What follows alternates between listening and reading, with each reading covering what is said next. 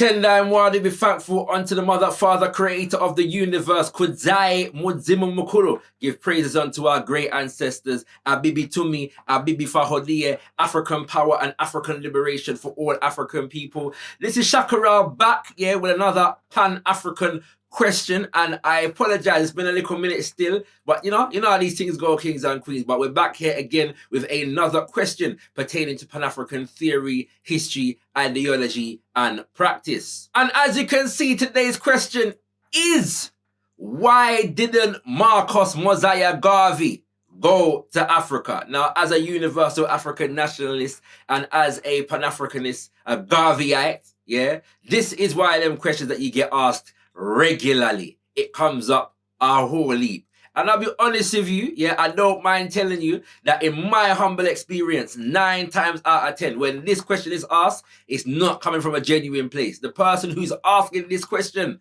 is not really interested in the answer. They somehow believe, that this fact that Papa Garvey himself did not step foot on the African continent is a serious marker against the value of his legacy. And so I'll put in this forward as a diminishment. However, even though that is a reality, the question is a good question and the answer is extremely interesting. So for those sincere ones, who want to know, we're going to go and explore some of the answer to that question today. In answering this question, there's 2 things that we need to know about the life of Papa Garvey himself, the most eminent prophet and king. The first, is that Marcus Mosiah Garvey, the most honorable, is born on the 17th of the month we call Mosiah now, but them called August, in 1887. And he passes away, he ascends to the ancestral realm on the 10th of June, 1940. Why is that significant? Because in 1884 to 1885, 2 years, before the birth of Papa Garvey, there was an event held, in Germany called the Berlin Conference. And this is the conference at which the pan-European powers, I won't list them for the sake of time, but sat round a table, as I previously mentioned in previous videos, and formalized, their pan-European agenda relating to the formal colonization of Mama Africa. This is the conference at which they made an agreement after fighting all of these wars for the better part of a century all over the African continent, and sometimes fighting wars with each other over African land and resources. At this conference, they formalized and come to an agreement about how they were going to move forward and carved up our motherland among themselves. So the next important date is the fact that the first independent black nation coming out of that period doesn't occur until the year 1957 with Ghana and the ascendancy of the Osage for Kwame Nkrumah. So the point here is that for the entirety of Marcus Mosiah Garvey's life, Africa is under colonization, and severe colonization at that. As just one example, between the time of the Berlin Conference and the early 1900s, King Leopold, of Belgium in the Congo, basically halved the population by massacring, some say, over 10 million people. I'm saying some say because people would create estimates between 10 and 20 million people. And that's just one atrocity that took place during this period and during the period of the life of Papa Garvey. The second important piece of information is the fact that the UNIA-ACL, the Universal Negro Improvement Association, and African Communities League, which is the organization later to become a government that Papa Garvey was at the helm of, had branches all over the African continent. Very important to note this, all right? So the UNIA had branches in South Africa, Lesotho, Namibia, Kenya, Nigeria, Ghana, Sierra Leone, Liberia, and Senegal. And even though not every country had a branch, there were many other countries that may not have had official paid up dues member branches, but had significant UNIA-ACL activity, which could be anything from correspondence, yeah, with members or Marcus Mosiah Garvey himself, the most honorable, or regular selling of the Negro World newspaper, all right? And some of those countries are Swaziland, Botswana, Malawi, Zambia, Zimbabwe, Mozambique, yeah, Uganda, Dahomey, Gambia, and even Congo. In fact, in relation to the Congo, in the 1920s, there were many uprisings that were led, yeah, under the inspiration of the man called Mfumu Kimbangu,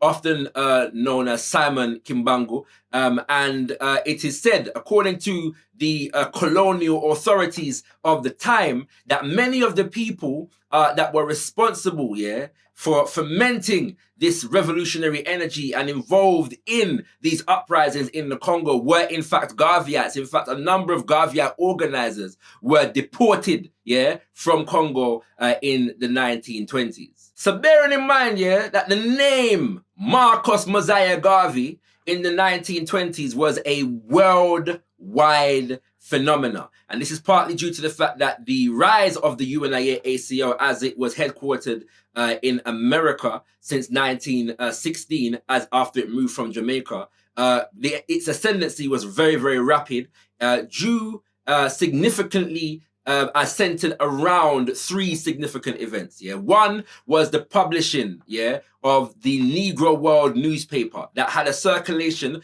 of over 200,000 copies a week worldwide. Yeah, the UNIA-ACL had a network of seamen who would travel with the newspaper, and it got to all parts of the earth, all right? And so many, many people were reading the Negro World newspaper, and it was the primary propaganda machinery, and it popularized the organization internationally, and in particular on the African continent, to the point whereby the colonial authorities who had colonies, the British, the French, the Spanish, and so on, had colonies in Africa and in the Caribbean, banned the newspaper in Africa and in the Caribbean. Yeah, it was a criminal offense to be found with a copy of the Negro World newspaper in many parts of the Black world. Another significant event was the launching of the Black Star Line Steamship Company, which was a matter of international news and world renowned. Yeah, the membership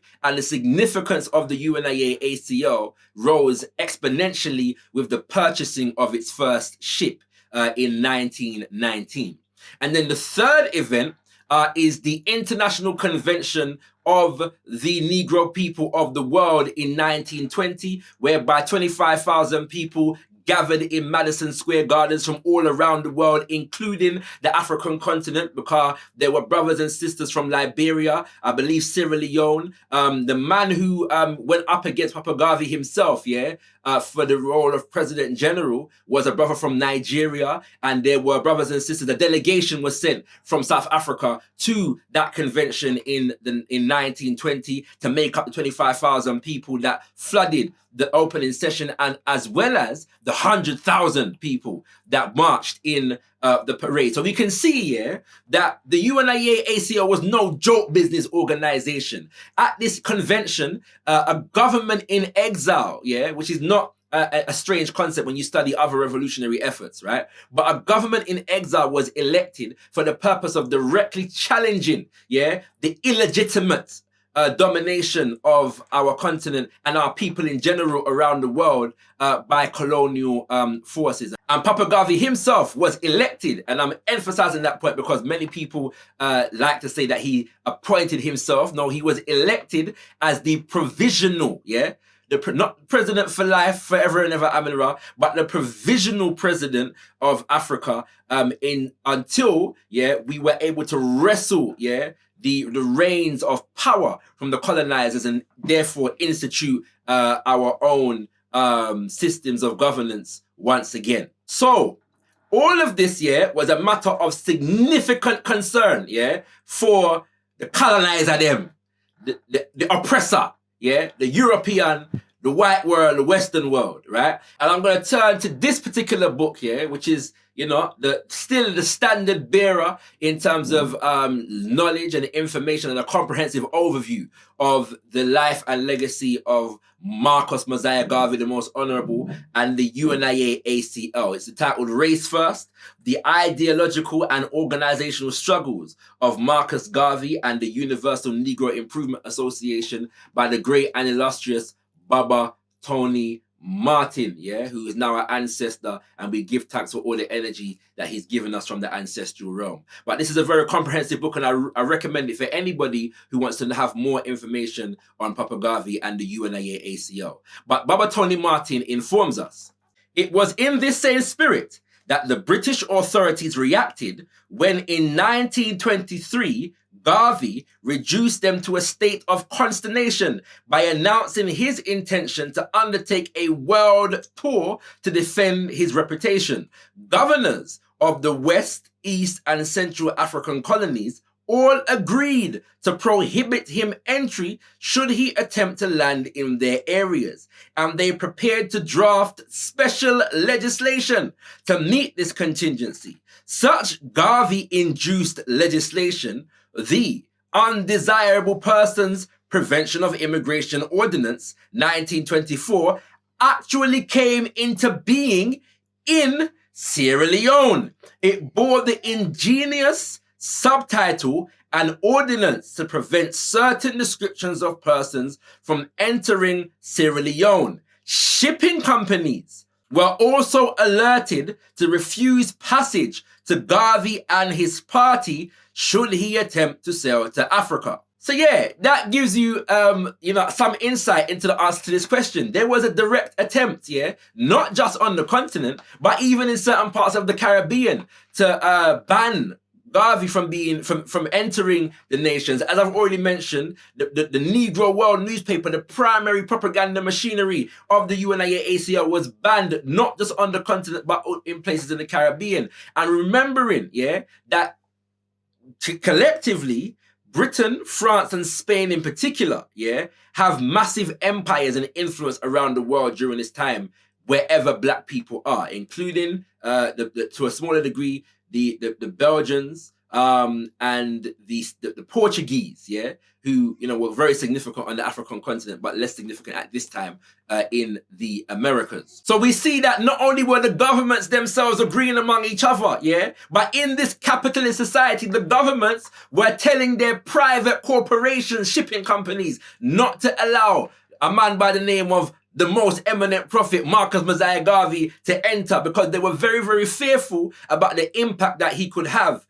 because of the impact that the organization and its members were already having on the ground on the continent. And so we're going to get a little bit more from Baba Tony Martin in terms of how the French responded to the possibility of Papa Garvey reaching the African continent. If anything, the French colonial authorities reacted with even greater hysteria to the UNIA presence than did the British, and their information more frequently tended to be garbled. The Governor General of French West Africa was in 1921 convinced that the UNIA planned to massacre all the whites in the Gold Coast as a preliminary to a general uprising which would be financed from America. That might sound far-fetched to some of us today, but remember that this is an organization, the UNIA-ACL, that elected a government in exile in 1920 and had men and women marching in military formation, yeah, as a part of a parade that included over 100,000 people. Yeah, and much of which was in uniform for the various different auxiliaries of the organization. And there were various different, you know, rumors and organizing efforts in Mama Africa that were uprising. And there was talk of a man coming with some ships, yeah, from across the waters to liberate the African continent and African people in general. So the colonial government had serious reason, yeah, to believe that this was a possibility at this point, because it was. And so they reacted to prevent Marcus Mosiah Garvey from landing in on the continent of Africa, but not just Marcus Mosiah Garvey. And the best example of this is the UNIA-ACL's Liberia program. To cut a long story short, it's a long story, I'm not going to go into all of it, but the program was designed to relocate the headquarters of the organization from the United States of America to the continent, and more specifically, Liberia. Won't go into the reasons why Liberia, but just to say, a delegation of the organization was sent in 1920. A delegation was sent by the organization to Liberia in 1921. Another delegation was sent in 1923, and it arrived in 1924, and then another delegation went and arrived in 1924. And all of these delegations were there to make negotiations with the government and brothers and sisters in the community to lay out plans to do research socially, economically, scientifically, in terms of agriculture in particular, because part of the program was to develop an agricultural and industrial development, beginning with, the agriculture, the planting of food, and the development of crops and products from those crops, and so on and so forth. So again, to cut a long story short, when that delegation arrived in Liberia in 1924 with an estimated $50,000 worth of agricultural and industrial equipment, plus experts, technicians, engineers, and agriculturalists to start the program, what happened?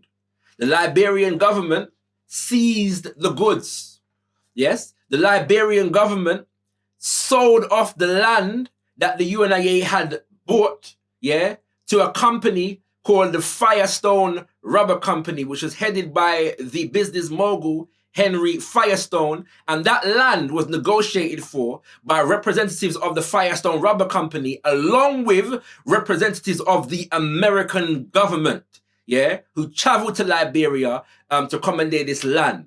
And so the Liberian government, was in cahoots with the colonial authorities to sabotage the program of the UNIA-ACL. And that program would have, if it was successful, repatriated a few thousand families, back to Liberia to do this work. So why did the Liberian government sell out the thing? Why did they sell out the thing? Well, there's a good explanation for that. And for the explanation, we're going to return to the great and illustrious race first. The question remains as to why the Liberian government, after providing Garvey with initial encouragement, repudiated the agreements in so insulting a fashion. One major reason was the Liberian fear of her British and French neighbors.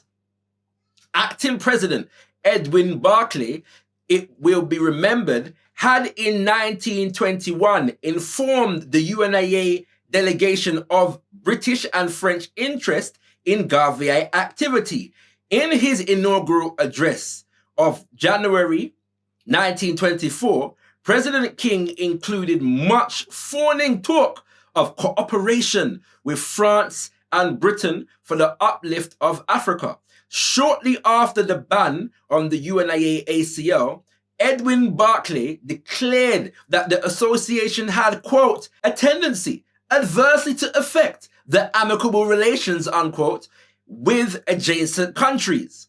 In September, the Liberian Consul General in the United States told Department of State officials, quite frankly, that the advocacy of a black empire in Africa by the UNIA agents in Liberia always caused protests from the British and French in Sierra Leone and Ivory Coast, respectively. The Liberians, he indicated, feared actual absorption by these powerful colonists if such propaganda was permitted to continue. So I hope ones are following the reasoning there. Basically, Liberia, is a nation surrounded, by British and French colonizers in West Africa, and they were very, very interested in maintaining peace, colonial oppressive peace, in the region. And these Garveyites in places like Liberia and Sierra Leone were in danger of disturbing the colonial regime. And so the Liberian government, and another day we'll get into the history of Liberia, but they were concerned that if this radical element in the nation got too strong, that Britain and France would invade Liberia for the sake of making it a British or French colony. That was a very real danger, and that is one among the many reasons why the Liberian government betrayed the UNIA-ACL. Henry Firestone, would go on to make millions off of rubber from Liberia, which primarily went to his tire company, which would go on to basically benefit Henry Ford and the Ford Motor Company. And one of the aspects here of the UNIA-ACL and the legacy and life of the most eminent Marcus Mosiah Garvey, the most honorable, that people tend to miss, is how he was hot, on the post of the concept that we later become to know as neo-colonialism from them time there. Not a lot of people give Papa Garvey credit for this, but in the analysis, of this particular situation as it panned out at the 1924 International Convention of the Negro Peoples of the World, an interesting statement was made. We return to Race First for the details.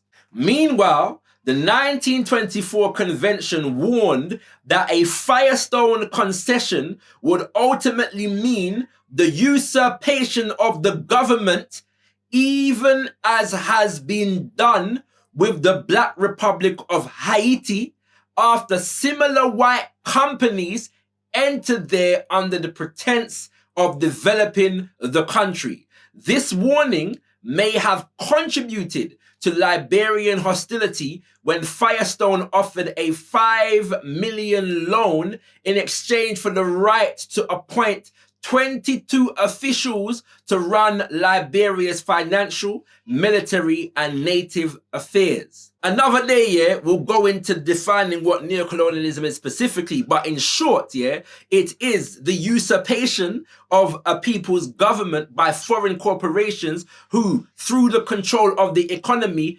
decide and define and have an influence over public political policy. And the UNIA was identifying that in the 1920s, and was hot on the post of it because we could see that the American government was seeking to do exactly just that. So the question of why Marcus Mosiah Garvey didn't make it to Mama Africa, I hope I've answered that question dutifully. There is more to the story, of course, but we can't get into all of the details today. However, it is necessary to say that many Garveyites, did make it to the African continent. Some of that delegation who had their goods stolen from them in Liberia stayed on in Liberia and tried to continue the work. Others, such as the Rabbi J. Arnold Ford, traveled to Ethiopia in 1930. And there were many other Garveyites who were able to get into Mama Africa and other parts of the Caribbean by actually denouncing, and renouncing their allegiance to the UNIA-ACL in general and to Marcus Mosiah Garvey in particular. And Papa Garvey himself is known to have sanctioned these denunciations for the purpose of forwarding the program, all right? But that's the point. You had to actually denounce the man, you know what I'm saying, to be able to travel to Mama Africa in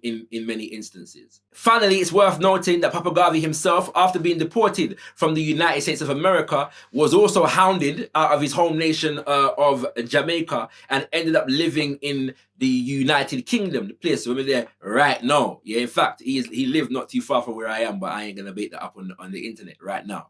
However, from the UK, one of the reasons why he stayed in the UK is because of its proximity to the African continent, and he could maintain his connections with brothers and sisters on the continent. And he was able to, in fact, in terms of developing more leadership, with the course of African philosophy, which was designed to produce the next generation of leadership, he was able to induct a number of brothers and sisters from the continent, in as much as it was a stipulation in the 1920 convention that the potentate of the organization had to reside on the African continent. And so those connections and that organizational structure did not diminish just because of Papa Garvey's lack of organizational capacity to overcome those forces at that time to make it to Mama Africa. So I hope that answers this question, kings and queens. Obviously, there's much more we could go into, but maybe we can't squeeze everything in our one video. So Good place to start if you want to study the life and legacy of Papa Garvey and the UNIA-ACL is the book Race First by Baba Tony Martin, or a smaller bite-sized version, which is Marcus Garvey Hero, also by Baba Tony Martin. If you have any more information to add, please leave it in the comment section. Or if you have any further questions on this subject or any other questions pertaining to revolutionary Pan-African thought, ideology, and practice, feel free to also leave it in the comment section and I will do my best to come to it. Give thanks. That's it for now. African liberation for African people. Hotep, Tendai Mwali, Abibi Fahodie, Abibi Tumi, Ashe, Ashe, Ashe.